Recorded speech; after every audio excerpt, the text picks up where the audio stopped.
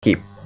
In 1990, Mike took over his father's empire and is in fact doing a better job than this dad did. We see each other once or twice a year on the golf course.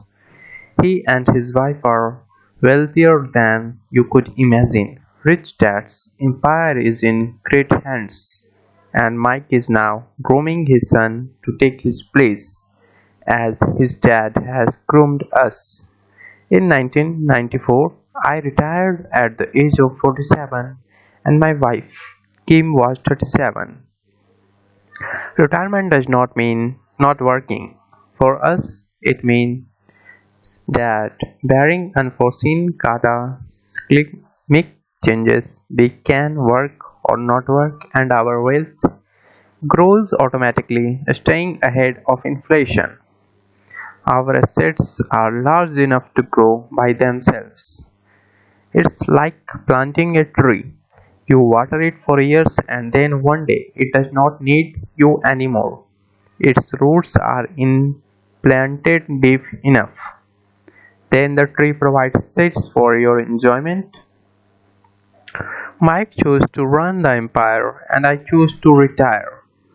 Whenever I speak to groups of people, they often ask what I would recommend that they do. How do I get started? Is there a book you would recommend it? What should I do to prepare my children? What is your secret to success? How do I make millions?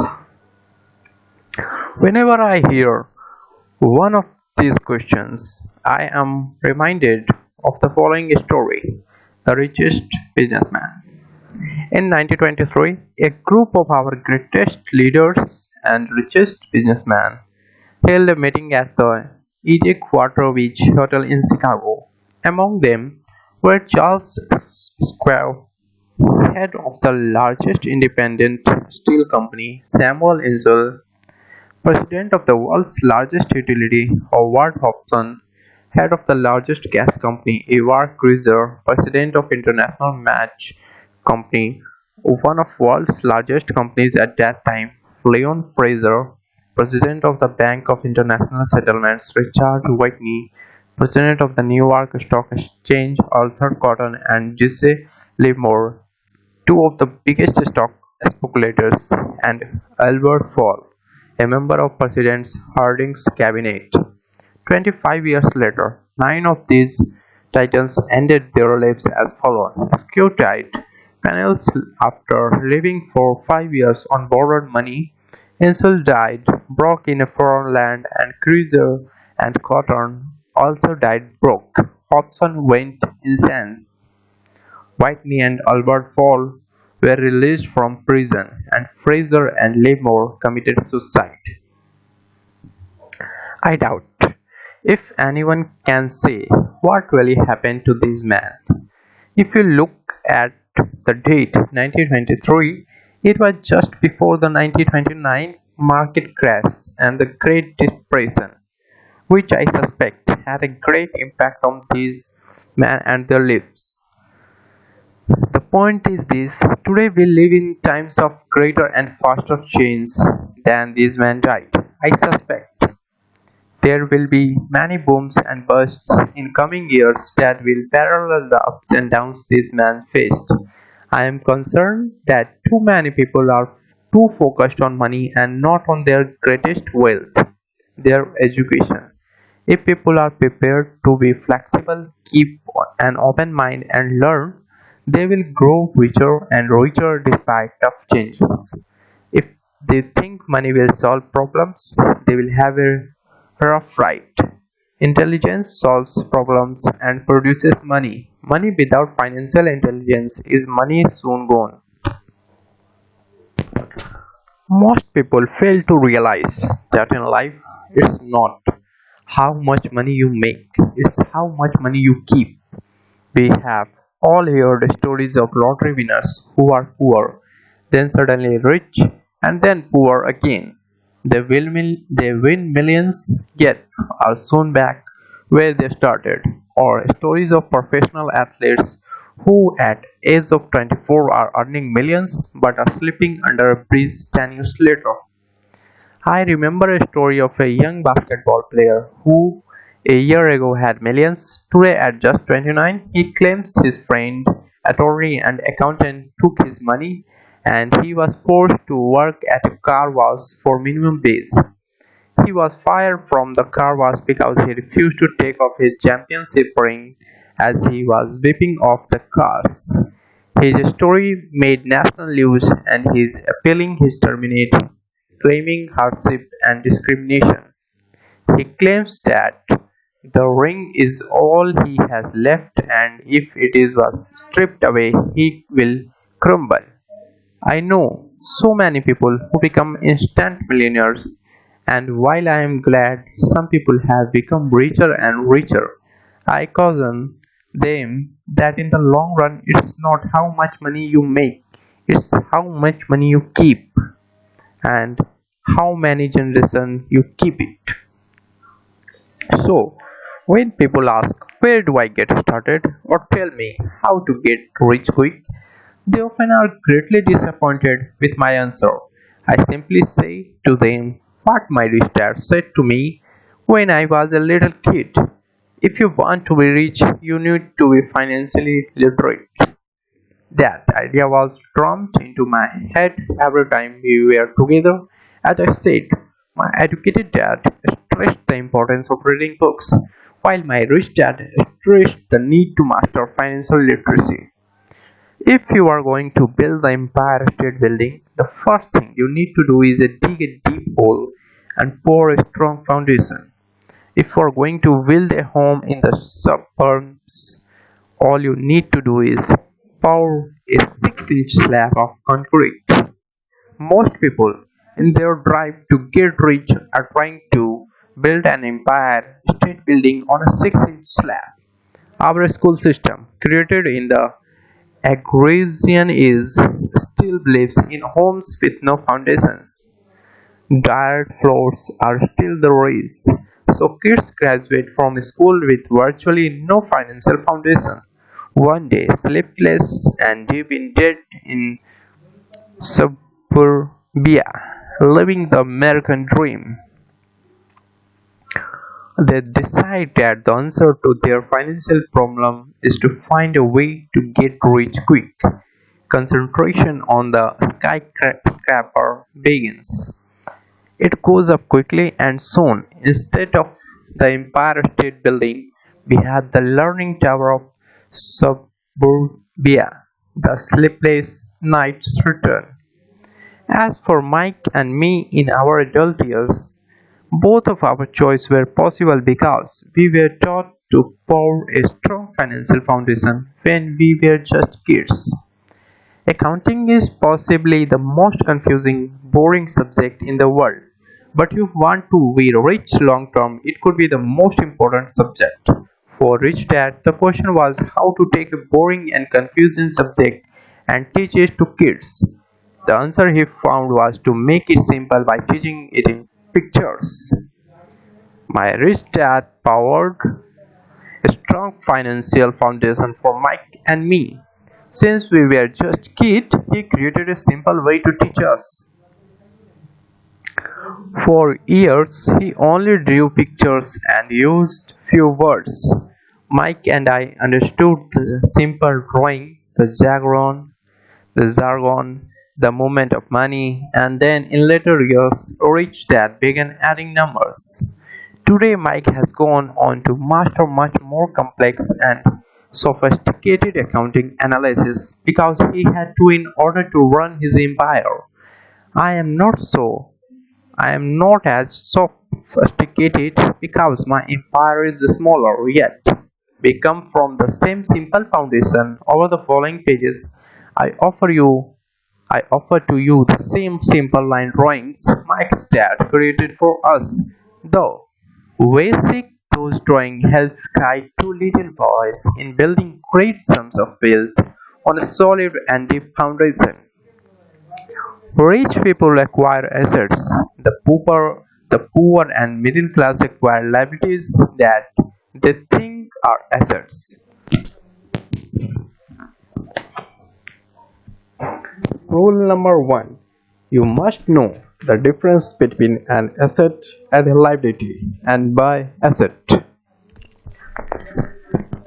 If you want to be rich, this is all you need to know. It is the rule number 1. It is the only rule. This may sound absurdly simple, but most people have no idea how profound this rule is. Most people struggle financially because they do not know the difference between an asset and a liability. Rich people acquire assets. The poor and middle class acquire liabilities that they think are assets, said Rich Dad. When Rich Dad explained this to Mike and me, we thought he was kidding. Here we were, nearly thinkers and waiting for the secret to getting rich, and this was his answer. It was too simple that we stopped for a long time to think about it. What is an asset? Asked Mike. Don't worry right now, said Rich Dad. Just let the idea sink in. If you can comprehend the simplicity, your life will have a plan and be financial easy. It is simple. That is the why the idea is missed. You mean all we need to know is what an asset is, acquire them, and we will be rich? I asked. Rich Dad nodded his head. It's that simple. If it's that simple, how come everyone is not rich? How come everyone is not rich? I asked. Rich Dad smiled. Because people do not know the difference between an asset and a liability. I remember asking, how could adults be so misguided? If it is that simple, if it is that important, why would everyone not want to find out? It took Rich Dad only a few minutes to explain what assets and liabilities were. As an adult, I have difficulty explaining it to other adults. The simplicity of the idea escapes them because they have been educated differently. They were taught by other educated professionals such as banker, accountants, real estate agents, financial planners, and so forth. The difficulty comes in asking adults to unlearn or become children again. An intelligent adult often feels it is demeaning to pay attention to simplistic definitions.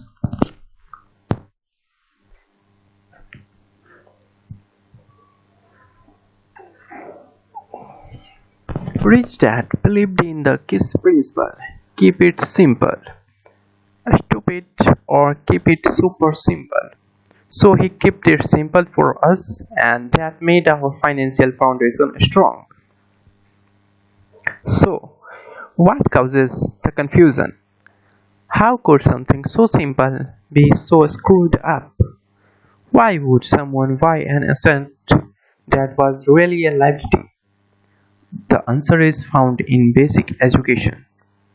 We focus on the word literacy and not financial literacy. What defines something to be an asset or a liability are not words. In fact, if you really want to be confused, look up the words asset and liabilities in the dictionary. I know the definition may sound good to a trained accountant, but for the average person it makes no sense. But we adults are often too proud to admit that something does not make sense. To us young boys, Rich Dad said, what defines an asset are not words but numbers. And if you can't read the numbers, you can't tell an asset from a hole in the ground. In accounting, Rich Dad would say it's not the numbers, but what the numbers are telling you. It's just like words. It's not the words, but the story the words are telling you. If you want to be rich, you have got to read and understand numbers. If I heard that once, I heard it 1,000 times for my rich dad. And I also heard the rich acquire assets and the poor and middle class acquire liabilities. Here is how to tell the difference between an asset and a liability. Most accountants and financial professionals do not agree with the definitions, but this simple drawing were the start of a strong financial foundation for two young boys. An asset puts money in my pocket, a liability takes money out of my pocket.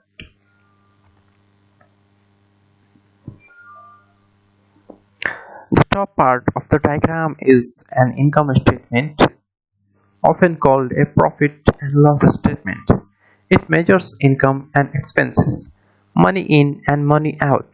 The lower part of the diagram is a balance sheet. It's called stat because it's supposed to balance assets against liabilities. Many financial novices do not know the relationship between the income statement and the balance sheet, and it is vital to understand that relationship. So, as I said earlier, my rich dad simply told two young boys that asset puts money in your pocket, nice, simple, and usable. This is the cash flow pattern of a liability. Now that the assets and liabilities have been defined through pictures, it may be easier to understand my definition in words. An asset is something that puts money in my pocket. A liability is something that takes money out of my pocket. This is really all you need to know. If you want to be rich, simply spend your life buying assets. If you want to be poor or middle class, spend your life buying liabilities. Literacy, both in words and numbers, is the foundation of financial struggle.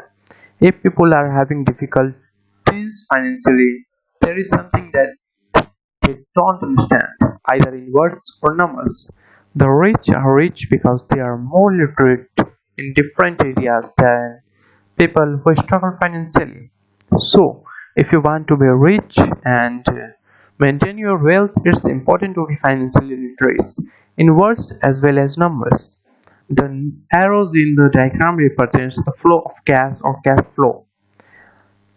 Numbers alone mean little, just as word out of context means little. It's the story that counts. In financial reporting, reading numbers is looking for the plot, the story of where the cash is flowing. In 80% of most families, the financial story paints a picture of hard work to get ahead. However, this effort is for naught because they spend their lives buying liabilities instead of assets.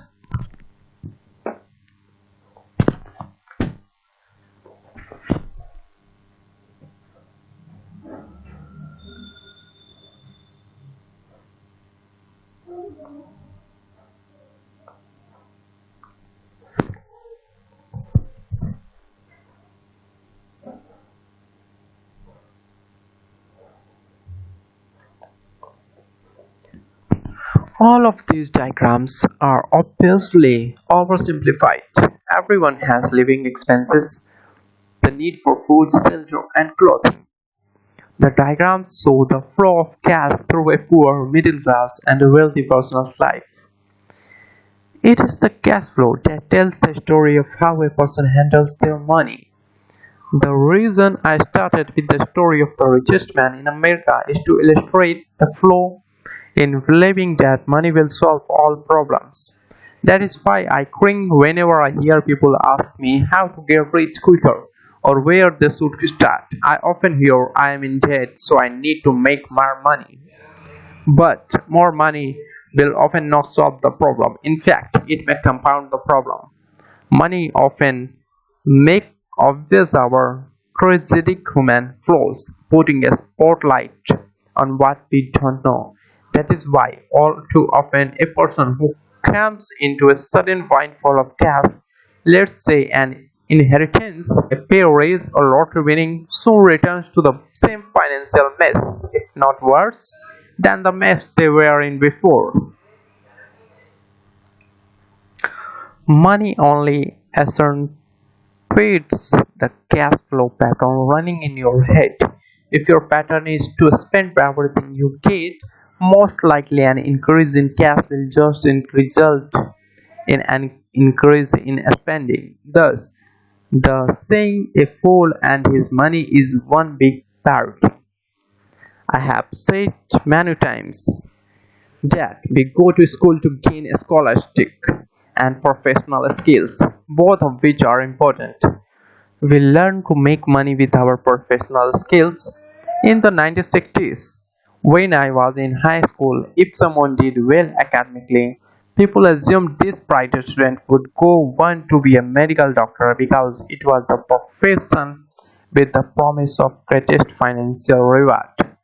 Today, doctors face financial challenges. I would not waste them on my worst enemy, insurance companies taking control of the business.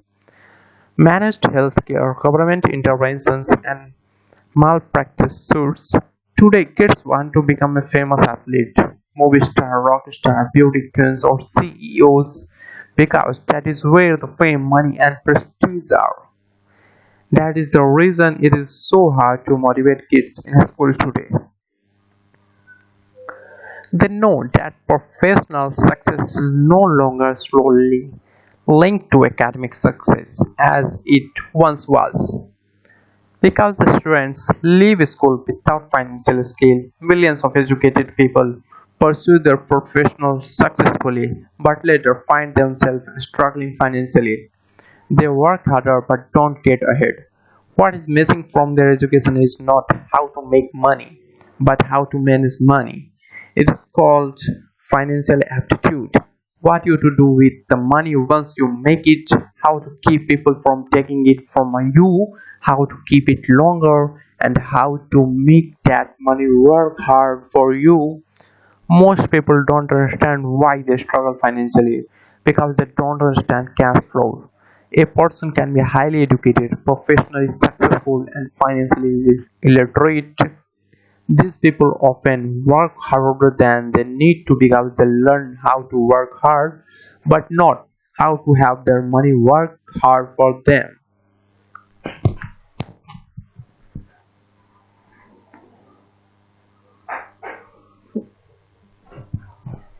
How the quest for a financial dream turns into a financial nightmare. The classic story of hardworking people has a set pattern. Recently married, the happy, highly educated young couples move into one of their cramped rented apartments. Immediately they realize that they are saving money because two can live as cheaply as one. The problem is the apartment is cramped. They decide to save money to buy their dream home so they can have kids. They now have two incomes and they begin to focus on their careers. Their incomes begin to increase. As their income goes up, their expenses go up as well. The number one expense for most people is taxes. Many people think it's income tax, but for most Americans, their highest tax is Social Security. As an employee, it appears as if the Social Security tax combined with the Medicare tax rate is roughly 7.5%, but it is really 15% since the employer must match the Social Security amount.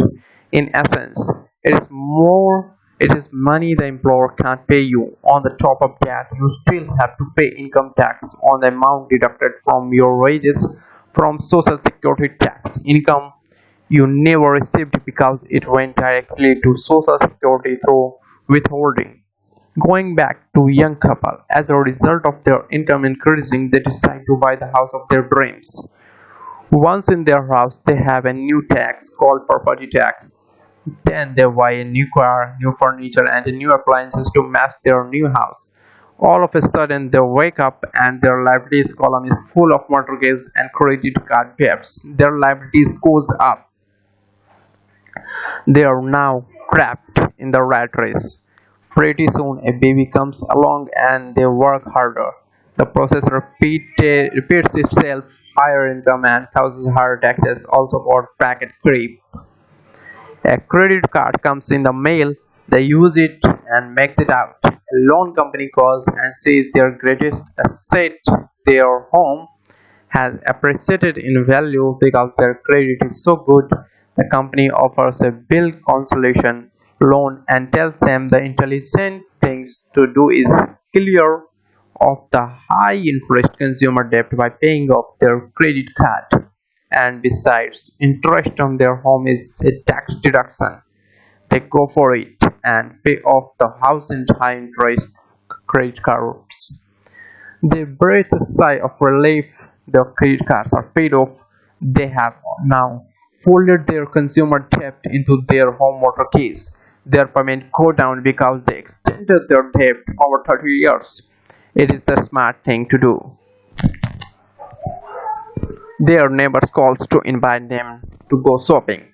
The Memorial Day sale is on. They promise themselves they will just window shop, but they take a credit card just in case. I run into this young couple all the time. Their name changes, but their financial dilemma is the same. They come to one of my talks to hear what I have to say. They ask me, can you tell us how to make more money? They don't understand that their trouble is really how they choose to spend the money they do have. It is caused by financial illiteracy and not understanding the difference between an asset and a liability. More money seldom solves someone's money problems. Intelligence solves problems. There is a saying a friend of mine says over and over to people in debt: if you find you have dug yourself into hell, stop digging. As a child, my dad often told us that the Spaniards were aware of three powers: the power of sword, the jewels, and the mirror. The sword symbolizes the power of weapons. America has spent trillions of dollars on defense. Because of this, is a powerful military presence in the world. The jewels symbolize the power of money. There is some degree of truth to the saying, remember the golden rule. He who has the golden gold makes the rules. The mirror symbolizes the power of self-knowledge. This self-knowledge, according to Japanese legend, was the most reserved of the three. All too often, the poor and middle class allow the power of money to control them by simply getting up and working harder, failing to ask themselves if what they do makes sense. They shoot themselves in foot as they leave for work every morning by not fully understanding money. The vast majority of people allow its awesome power to control them.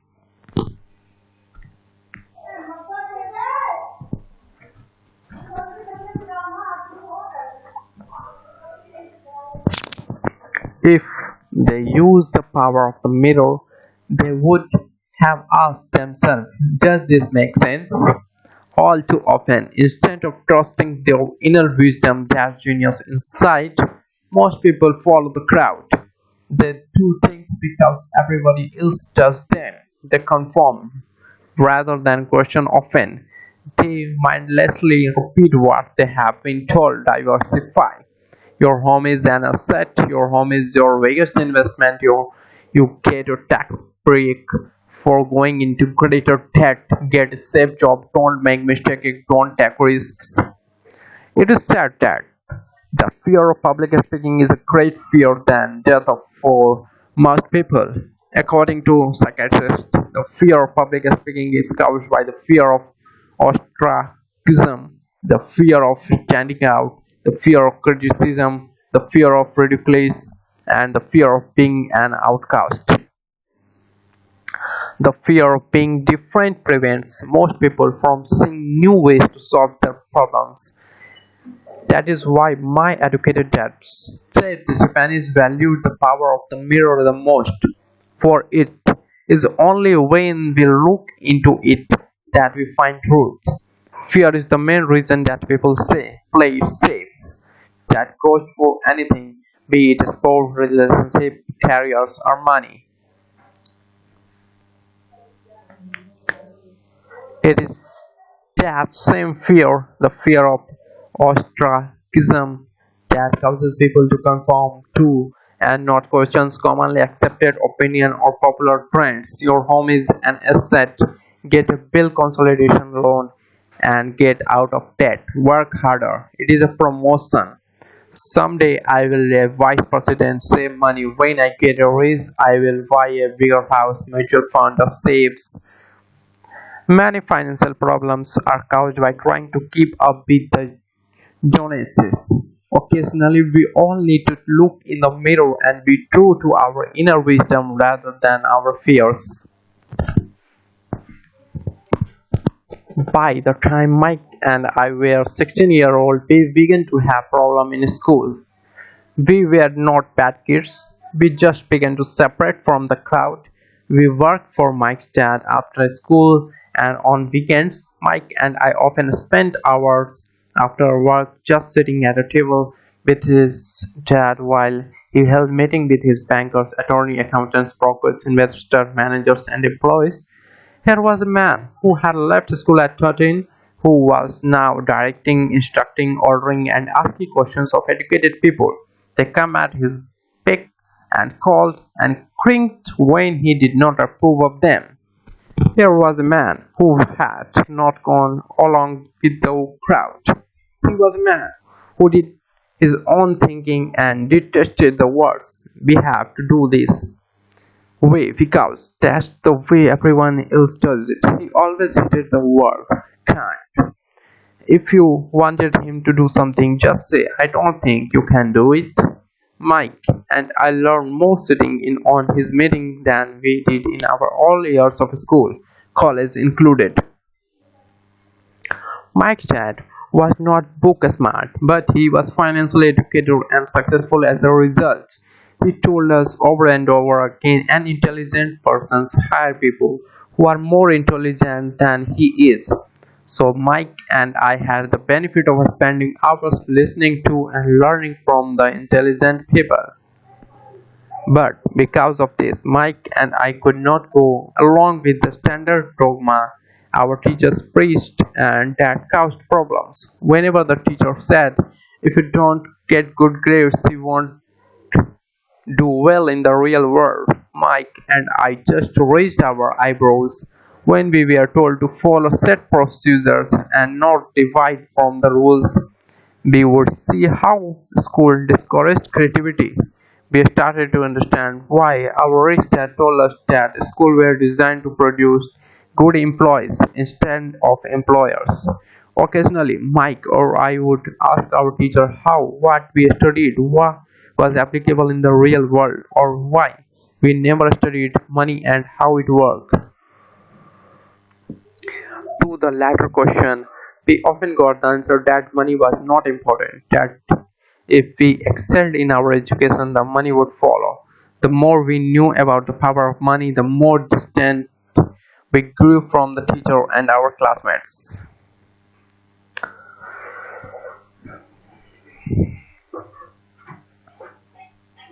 My highly educated dad never pressured me about my grades, but we did begin to argue about money. By the time I was 16, I probably had a better foundation with money than both my parents.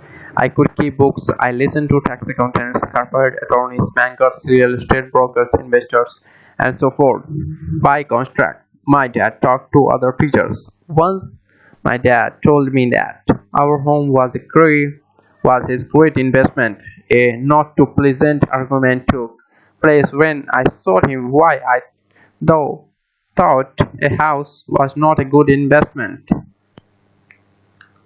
The above diagram illustrates the difference in perceptions between my rich dad and my poor dad when it came to their homes. One dad thought his house was an asset, and the other dad thought it was a liability. I remember when I drew the following diagram for my dad, showing him the directions of cash flow. I also showed him the ancillary expenses that went along with owning the home. A bigger home meant bigger expenses, and the cash flow kept going out through the expenses column. Today, people still challenge me on the idea of a house not being an asset. I know that for many people it is the dream as well as their largest investment, and owning your home is better than nothing. I simply offer an alternate way of looking at this popular dogma. If my wife and I were buy a bigger, flashier house, we realized it would not be an asset, it would be a liability since it would take money out of our pocket. So, where is the argument I put forth? I really don't expect most people to agree with it because your home is an emotional thing, and when it comes to money, high emotion tends to lower financial intelligence. I know from personal experience that money has a way of making every decision emotional. When it comes to house, most people work all their lives paying for a home they never own. In other words, most people buy a house every few years, each time incurring a 30-year loan to pay off the previous one. Even though people receive a tax deduction for interest or on mortgage payment, they pay for all their other expenses with after tax dollars even after they pay off their mortgage. My wife's parents were shocked when the property taxes on their home increased to $1,000 a month. This was after they had retired, so the increase put a strain on their retirement budget and they felt forced to move. Houses do not always go up in value. I have friends who own $1 million for a home and today would sell for far less. The greatest loss of all are those from missed opportunities. If all your money is tied up in your house, you may be forced to work harder because your money continuing blowing out of the expenses column instead of adding to the asset column. The classical middle class cash flow pattern. If a young couple would put money into their asset column early on, their later year would be easier. Their set would have grown and would be available to help cover expenses. All often too, all too often, a house only served as a vehicle for incurring a home equity loan to pay for mounting expenses. In summary, the end result in making a decision to own a house that is too expensive in lieu of starting an investment portfolio impacts an individual in at least the following three ways. First, loss of time, during which the other asset could have grown in value. Second, loss of additional capital, which could have been invested instead of paying for high maintenance expenses related directly to the home. Third, loss of education. Too often, people count their house and saving and retirement plans as they have in their asset column because they have no money to invest. They simply don't invest. This costs them investment experience. Most never become what the investment world calls a sophisticated investor, and the best investments are usually first sold to so sophisticated investor who then turn around and sell them to the people playing it safe. I'm not saying don't buy a house. What I'm saying is that you should understand the difference between an asset and a liability. When I want a bigger house, I first buy an asset that will generate the cash flow to pay for the house. My educated dad's personal financial statement best demonstrates the life of someone caught in the rat race. His expenses match his income, never allowing him enough left over to invest in assets. As a result, his liabilities are larger than his assets. The following diagram on the left shows my poor dad's income statement. It is worth 1,000 words. It shows that his income and expenses are equal while his liabilities are larger than his assets. My rich dad's personal financial statement on the right reflects the results of a life dedicated to investing and minimizing liabilities. Why the rich get richer. A review of my rich dad's financial statement shows why the rich get richer. The asset column generates more than enough income to cover expenses, with the balances reinvested into the asset column. The asset column continues to grow and therefore the income it produces grows with it. The result is that the rich get richer. Why the middle class struggle? The middle class finds itself in a constant state of financial struggle. Their primary house, primary income is through their salary. As their wages increase, so their expenses tend to increase in proportion to their salary increase. Hence, the phrase "the rat race." They treat their home as the primary asset instead of investing in income-producing asset.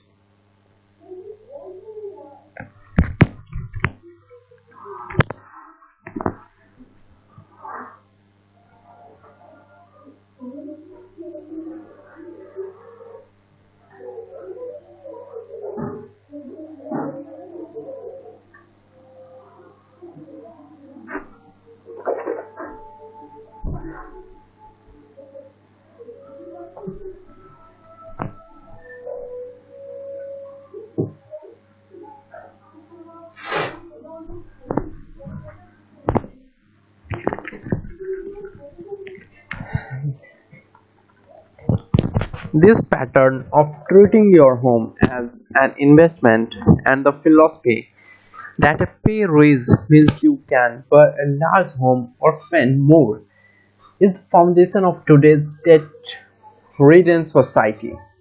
Increased spending throws families into greater debt and into more financial uncertainty, even though they may be advancing in their jobs and receiving raises on a regular basis. This is high risk living caused by weak financial education.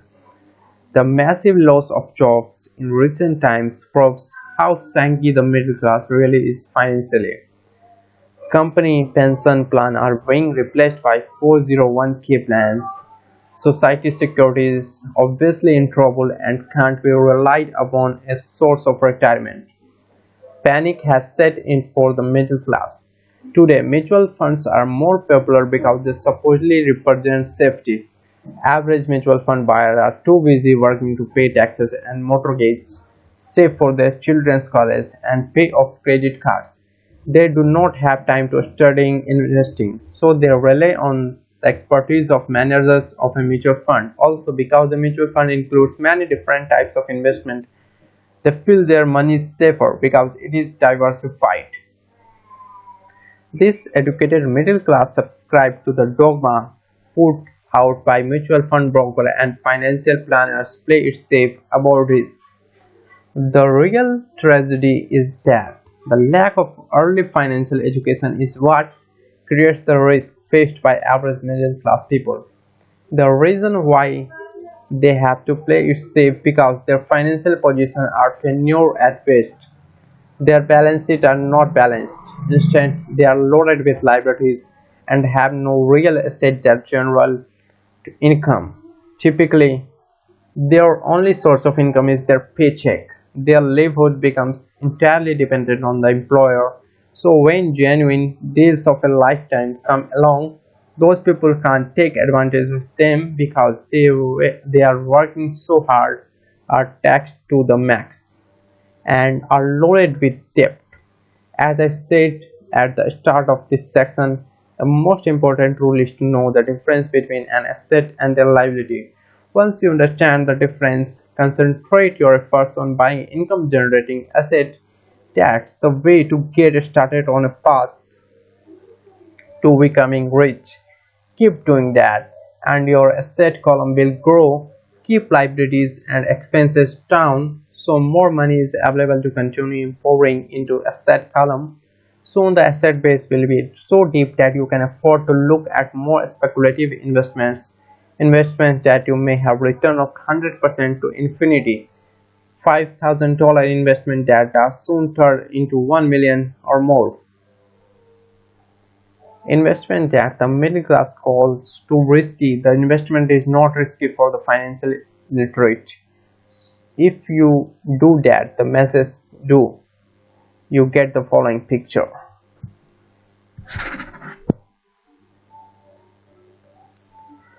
As an employee who is also a homeowner, your working efforts are generally as follows. First, you work for the company. Employees make their business owners or the shareholders rich, not themselves. Your effort and success will help provide for the owner's success and retirement. Second, you work for the government. The government takes its shares from your paycheck before you even see it. By working harder, you simply increase the amount of taxes taken by the government. Most people work from January to May just for the government. You work for the bank. After taxes, your next largest expenses usually is your mortgage and credit card debt. The problem with simply working harder is that each of these three levels take a greater share of your increased efforts. You need to learn how to have your increased efforts benefit you and your family directly. Once you have decided to concentrate on minding your own business, focusing your efforts on acquiring assets instead of a bigger paycheck, how do you set your goals? Most people must keep their jobs and rely on their wages to fund their acquisition of assets. As their assets grow, how do they measure the extent of their success? When does someone know that they are rich, that they have wealth? As well as having my own definition for asset and liabilities, I also have my own definition for wealth. Actually, I borrowed it from a man named R. Buckminster Fuller. Some call him a quack, and others call him a genius. Years ago, he got architects buzzing because he applied for a patent for something called a geodesic dome. But in the application, Fuller has said something about weld. It was a pretty confusing at first, but after reading it, it began to make some sense. Wealth is a person's ability to survive so many number of days. For what? Or if I stopped working today, how long could I survive? Unlike net worth, the difference between your asset and liabilities, which is often filled with a person's expensive junk and opinion of what things are worth, this definition creates the possibility for developing a truly accurate measurement. I could now measure and know where I was in terms of my goal to become financially independent. Although net worth often includes non-cash producing assets like stuff you bought that now sits in your garage, wealth measures how much money your money is making and therefore your financial survivability. Wealth is the measure of the cash flow from the asset column compared with the expenses column. Let's use an example. Let's say I have cash flow from my asset column is $1,000 a month and I have monthly expenses of $2,000. What is my wealth? Let's go back to the Buckminster Fuller's definition. Using his definition, how many days forward can I survive? Assuming a 30-day month, I have enough cash flows for a half a month. When I achieve $2,000 a month cash flow from my assets, then I will be wealthy. So while I am not yet rich, I am wealthy. I now have income generated from assets each month that fully cover my monthly expenses. If I want to increase my expenses, I first must increase my cash flow to maintain this level of wealth. Also note that it is at this time point I am no longer dependent on my wages. I have focused on and been successful in building an asset column that has made me financially independent. If I quit my job today, I would be able to cover my monthly expenses with the cash flow from my assets. My next goal would be have to the excess cash flow from my asset reinvestment into asset column. The more money that goes into my asset column, the more my asset column grows. The more my asset grows, the more my cash flow grows, and as long as I keep my expenses less than the cash flow from these assets, I grow richer with more and more income from sources other than my physical labor. As this reinvestment process continues, I am well on my way to becoming rich. Just remember this simple observation. The rich buy assets, the poor have expenses. The middle class buy liabilities, think they are assets. So, how do I start minding my own business? What is the answer? Listen to the founder of McDonald's in next chapter. And this is the end of second chapter.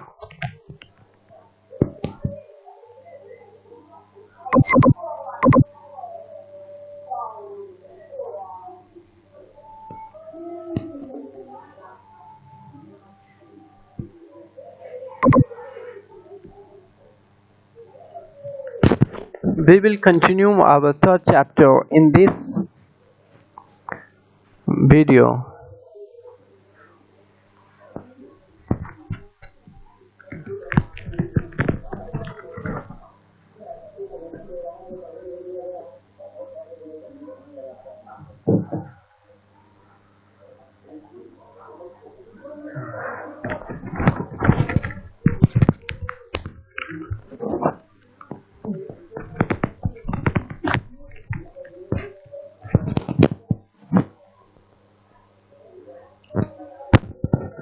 Chapter 3, Mind Your Own Business. The rich focus on their asset columns while everyone else focus on their income statements. In 1974, Ray Kroc, the founder of McDonald's, was asked to speak to the MBA class at the University of Texas at Austin. A friend of mine was a student in that MBA class. After a powerful and inspiring talk, the class adjourned and the student asked Ray if he would join them at their favorite hangout to have a few beers. Ray graciously accepted. "What business I'm in?" Ray asked, once the group had all their beers in hand. Everyone laughed. My friend said most of the MBA students thought Ray was just fooling around. No one answered, so Ray asked again, "What business do you think I am in?" The students laughed again, and finally one brave soul yelled out, "Ray, who in the world does not know what you are in the hamburger business?" Ray chuckled. "That's what I thought you would say." He paused and then quickly added, "Ladies and gentlemen, I am not in the hamburger business. My business is real estate." As my friend tells the story, Ray spent a good amount of time explaining his viewpoint. In his business plan, Ray knew that the primary business focus was to sell hamburger franchise. But what he never lost sight of was the location of each franchise. He knew that the land and its location were the most significant factors in the success of each franchise. Basically, the person who bought the franchise was also buying the real estate under the franchise for Ray Kroc's organization. Today's McDonald's is the largest single owner of the real estate in the world, owning even more than the Catholic Church. McDonald's owns some of the most valuable intersections and street corners in America and around the globe. My friends considered this as one of the most important lessons in his life. Today he owns car washes, but his business is the real estate under those car washes. The previous chapter presented diagrams illustrating that the most people work for everyone but themselves. They work first for the owner of the company, then the government through taxes, and finally for the bank that owns their mortgages. When I was a young boy, we did not have a McDonald's nearby. Yet, my rich dad was responsible for teaching Mike and me the same lesson that Ray Kroc talked about the University of Texas. It is secret number 3 of the rich. That secret is mind your own business. Financial struggle is often directly the result of people working all their lives for someone else. Many people will simply have nothing at the end of their working days to show for their efforts. Our current educational system focuses on preparing today's youth to get good jobs by developing scholastic skills. Their lives will revolve around their wages or, as described earlier, their income columns. Many will study further to become engineers, scientists, cook, police officers, artists, writers, and so on. These professional skills allow them to enter the workforce and work for money. But there is a big difference between your profession and your business. Often I ask people, what is your business? And they will say, oh, I am a banker. Then I ask them if they own the bank, and then usually respond, no, I work there. In that instance, they have confused their profession with their business. Their profession may be a banker, but they still need their own business. A problem with school is that you often become what you study. So, if you study cooking, you become a chef. You study the law, you become an attorney, and the study of machine mechanics, you make you mechanic. The mistakes in becoming what you study is that too many people forget to mind their own business. They spend their lives minding someone else's business and making that person rich. To become financially secure, a person needs to mind their own business. Your business revolves around your asset column, not your income column. As stated earlier, the number one rule is to know the difference between an asset and a liability. And to buy asset, the rich focus on their asset column while everyone else focus on their income statements. That is why we fear here too often, so often. That is why we hear so often, I need a raise. If only I had a promotion, I am going back to school to get more training so I can get a better job. I am going to work overtime. Maybe I can get a second job. In some circles, these are sensible ideas, but you are still not minding your own business.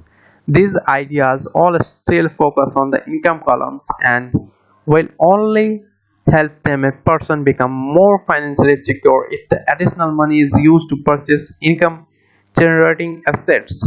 The primary reasons the majority of the poor and middle class are fiscally conservative, which means I can't afford to take risk, is that they have no financial foundation. They have to cling to their jobs and play it safe.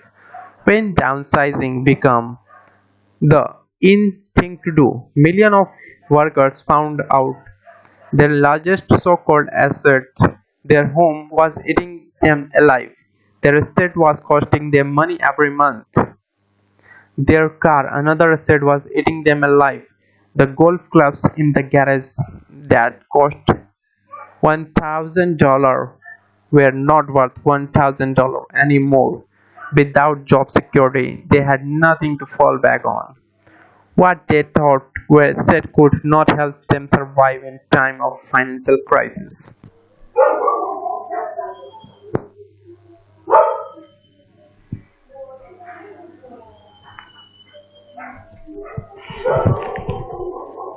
I assume most of us have filled out a credit application to buy a house or car. It's always interesting to look at the net worth section because of what accepted banking and accounting practices allow a person to count an asset. One day, when I wanted to a loan, my financial position did not look so good. So I added my new golf clubs, my art collection, books, electronic, Armani suits, wristwatches, shoes, and other personal effects to boost the number in the asset column. But I was turned down because I had too much investment real estate. The loan committee did not like that I made so much money from rent. They wanted to know why I did not have a normal job with a salary. They did not question the Armani suits, golf clubs, or art collection. Life is sometimes tough, when you do not have fit the standard profile. I cringe every time I hear someone say to me that their net worth is $1 million or 1 lakh dollars or whatever. One of the main reasons net worth is not accurate is simply because the moment you begin selling your asset, you are taxed for any gains. So many people have put themselves in deep financial trouble when they run short of incomes. To raise cash, they sell their asset, but their personal asset can generally be sold for only a fraction of the value that is listed on their personal balance sheet. Or if there is a gain on the sale of the asset, they are taxed on the gain. So again, the government takes its shares, thus reducing the amount available to help them out of the debt. That is why I say someone's net worth is often worth less than they think. Starting minding your own business, keep your daytime job, but start buying real estates, not liabilities or personal effects that have no real value. Once you get them home, a new car loses nearly 25% of the price you pay for it the moment you drive it off the lot. It is not a true asset, even if your banker lets you list it as one. My $400 new titanium driver was worth $150 the moment I teed off. Keep expenses low, reduce liabilities, and diligently build a base of solid assets. For young people who have not yet left home, it is important for parents to teach them the difference between an asset and a liability.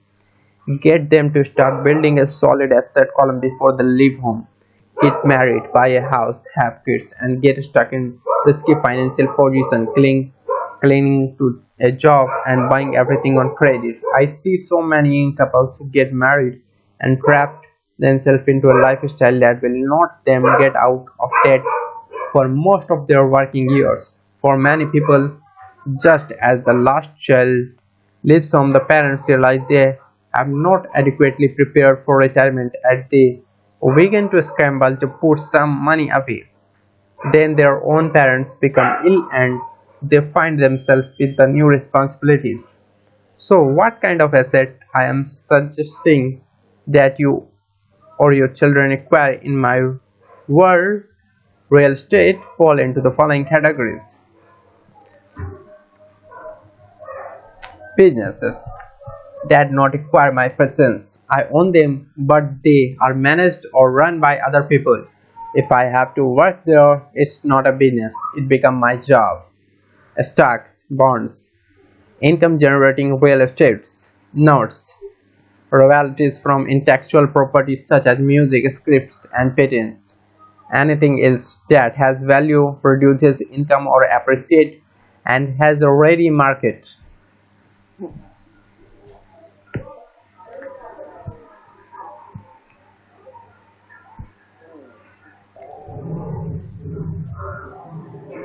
As a young boy, my educated dad encouraged me to find a safe job, but my rich dad encouraged me to begin acquiring assets that I loved. If you don't love it, you won't take care of it. I collect real estate simply because I love building and land. I love shopping for them, and I could look at them all day long. When problems arise, the problems are not so bad that it changed my love for real estate. For people who hate real estate, they should not buy it. I also love stock of small companies, especially startups, because I am an entrepreneur, not a corporate person.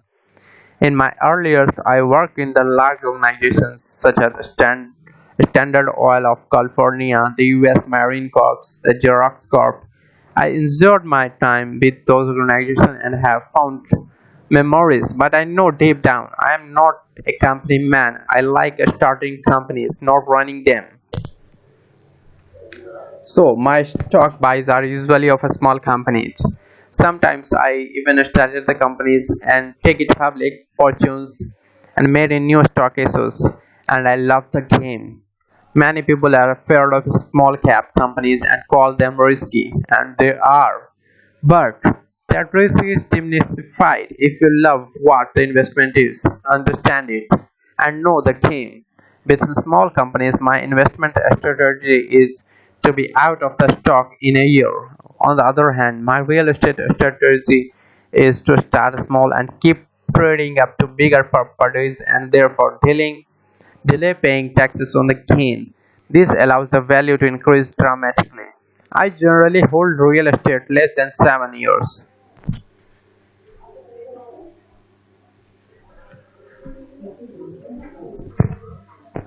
For years, even while I was with the Marine Corps and Xerox, I did not what my risk dad recommended.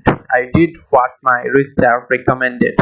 I kept my days off, but I still minded my own business. I was active in my asset column, trading real estate and small stocks. Ristad always stressed the importance of financial literacy. The better I was at understanding the accounting and cash management, the better I would be analyzing investment and eventually starting the building my own company. I don't encourage anyone to start a company unless they really want to. Knowing what I know about running a company, I won't wish that task on anyone. There are times when people can't find employment and starting a company seems like the best solution, but the odds are against success.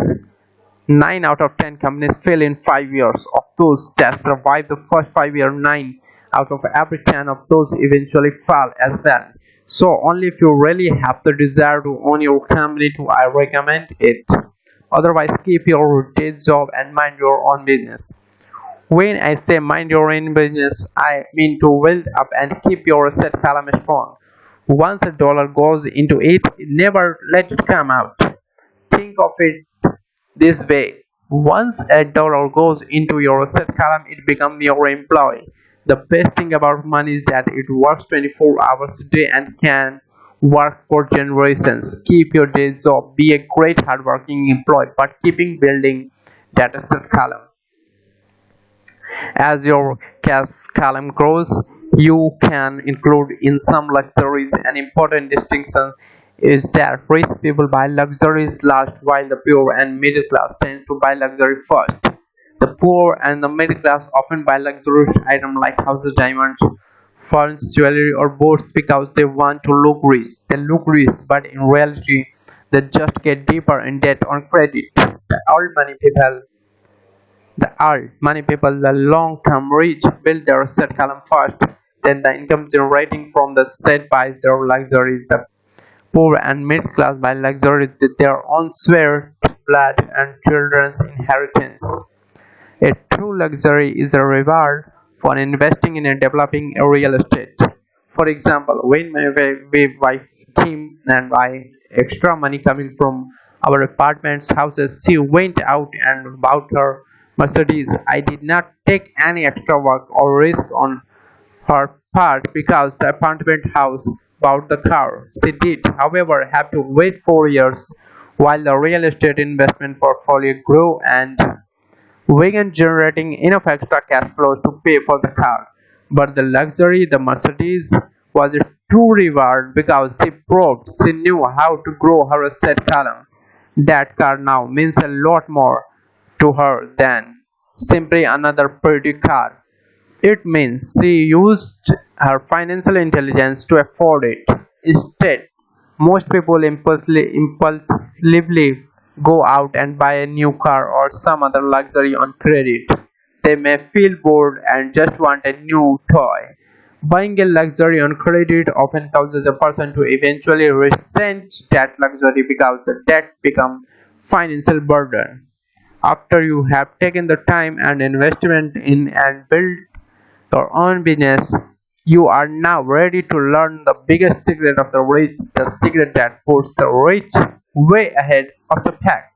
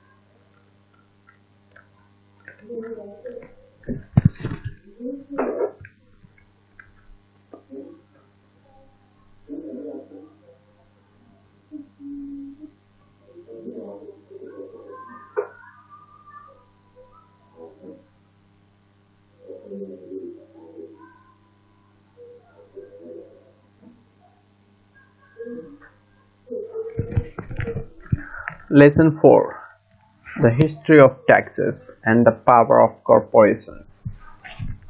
My rich dad just played the game smart, and he did it through corporations, the biggest secret of rich.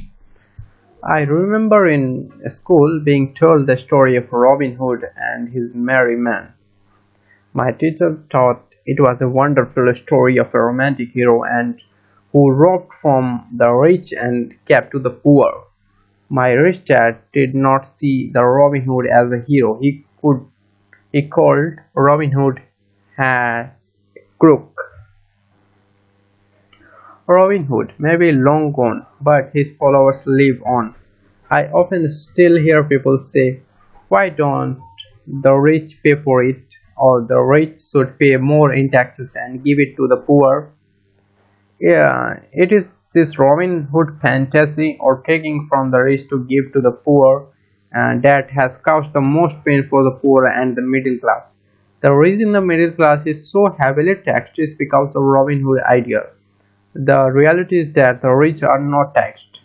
It's the middle class, especially the educated upper income middle class, who pays for the poor. Again, to understand fully how things happen, we need to look at the history of taxes. Although my highly educated dad was an expert on the history of education, my rich dad fashioned himself as an expert on the history of taxes. Rich dad explained to Mike and me that originally in England and America there was no taxes. There were no taxes. Occasionally there were temporary taxes levied in order to pay for wars. The king or the president would put the world out and asked everyone to chip in. Taxes were levied in Britain for the fight against Napoleon from 1799 to 1816, and in America to pay for the Civil War from 1861 to 1865. In 1874, England made income tax a permanent levy on its citizens. In 1913, an income tax became permanent in the United States with the adoption of the 16th Amendment to the US Constitution. At one time, America were anti-tax. It had been the tax on tea that levied to the famous Tea Party in the Boston Harbor, an incident that helped ignite the Revolutionary War. It took approximately 50 years in both England and the United States to sell the idea of a regular income tax. What these historical dates fail to reveal is that both of these taxes were initially levied against only the rich. It was this point that Rich Dad wanted Mike and me to understand. He explained that the idea of taxes was made popular and accepted by the majority by telling the poor and the middle class that taxes were created only to punish the rich.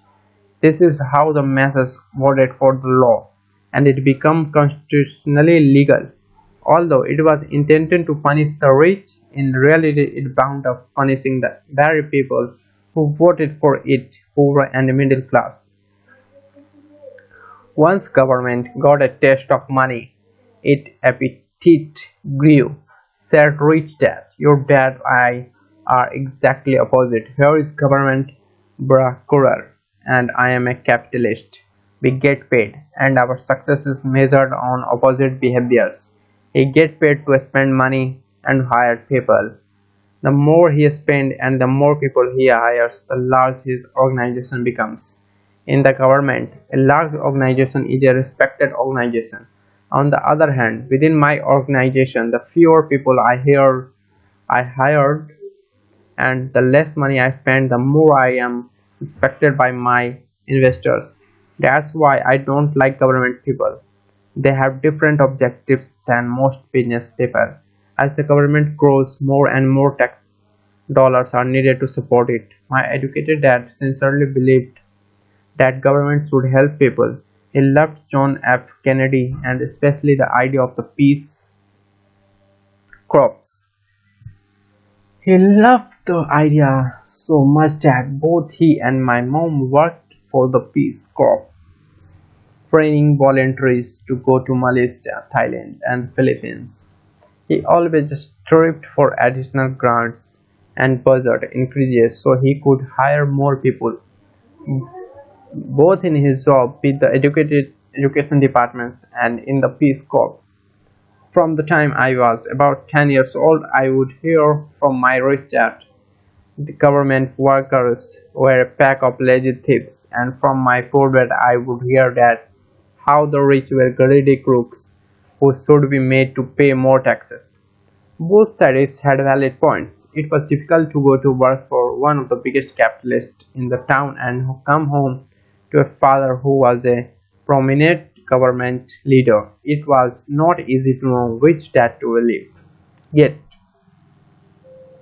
when you study the history of taxes, an interesting perspective emerges. As I said, the passage of taxes was only possible because the masses believed in the Robin Hood theory of economics. Take from the rich and give it to everyone else. The problem was that the government's appetite for money was so great that taxes soon needed to be levied on the middle class, and from here it kept trickling down. However, the rich saw an opportunity because they don't play by the same set of rules. The rich knew about corporations, which became popular in day of selling ships. The rich created the corporation as a vehicle to limit their risk to the asset of each voyage.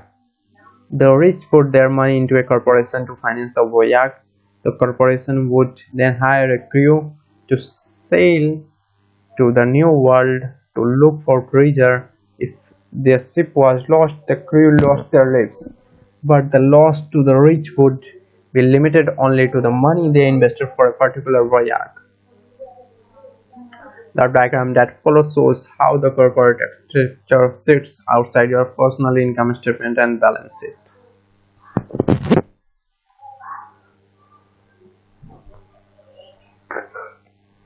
Hmm. It is the knowledge of legal corporate structure that really gives the rich a vast advantage over the poor and the middle class. Having two fathers teaching me, one a socialist and other a capitalist, I quickly began to realize that the philosophy of the capitalist made more financial sense to me. It seemed to me that the socialists ultimately penalized themselves due to their lack of financial education, no matter what the take from the rich crowd came up with. The rich always found a way to outsmart them. That is how taxes were eventually levied on the middle class. The rich outsmarted the intellectuals slowly because they understood the power of money, a subject not taught in schools. How did the rich outsmart an intellectuals? Once the take from the rich tax was passed, cash started flowing into government coffers. Initially, people were happy. Money was handed out to the government workers and the rich. It went to government workers in form of jobs and pension, and it went to the rich via their factories receiving government contracts. The government receiving a large pool of money, but the problem was the fiscal management of money. The government idea is to avoid having excess money. If you fail to spend your allotted funds, you risk losing it in the next budget. You would.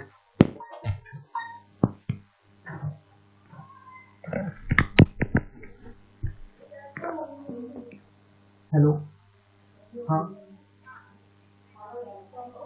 हम्म.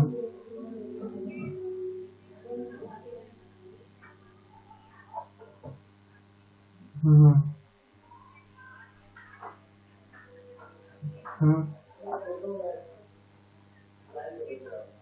हाँ. हाँ. हाँ.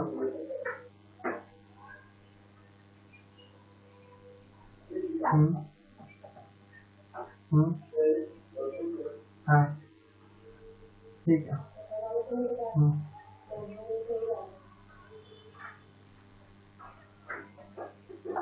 Okay.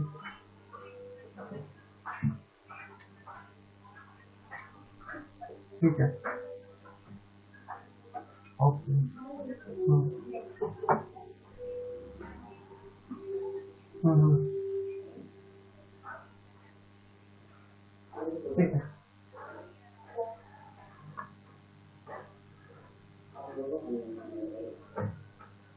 Okay. हम्म. ठीक है.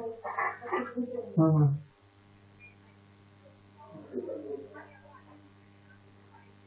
हम्म. हम्म. ठीक है. Okay.